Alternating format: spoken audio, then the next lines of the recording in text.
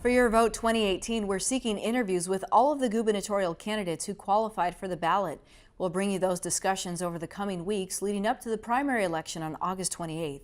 It's a field of 5. We're focusing on their views about Arizona's economy and education funding.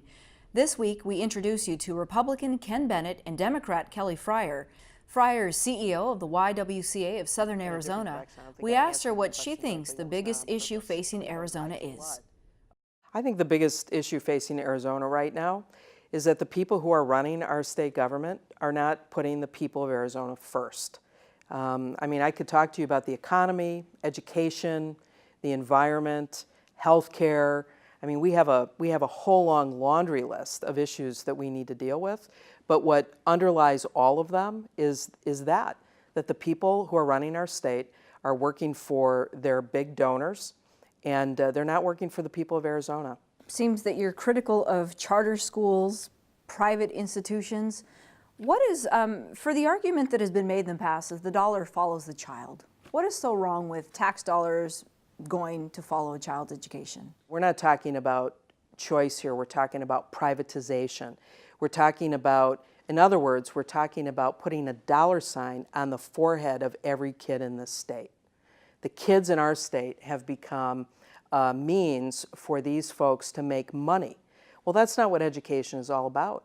You know, our democracy is founded on the idea that we have public education and that every child in our state should have the opportunity to have the best possible education.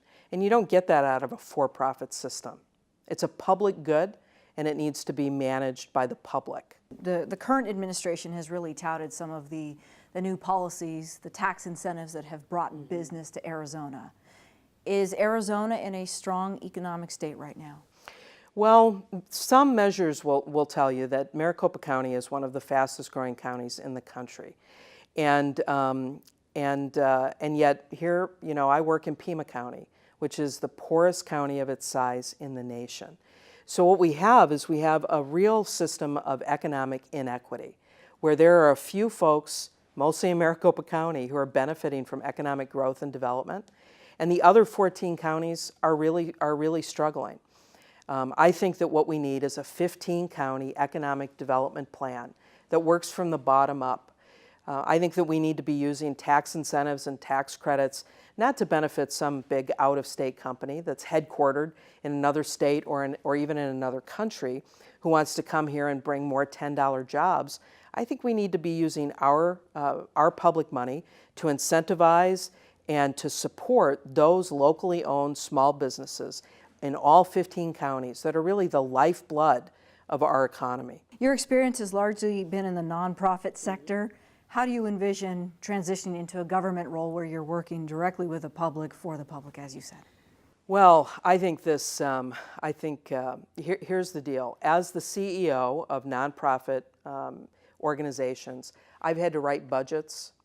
I've had to manage financial reports. I've managed literally thousands of employees and staff, both paid and volunteer, in my career. I'm a CEO. And that's what the governor is. The governor is the CEO of the state. But here's the difference between the CEO that we have in that office right now, Doug Ducey, and myself. We both have CEO experience, but I've spent my entire career working for the public, being accountable to the community, being directly accountable to a board of directors that comes from the community, and doing every single thing in service to people. Okay, Kelly Fryer, thank you so much.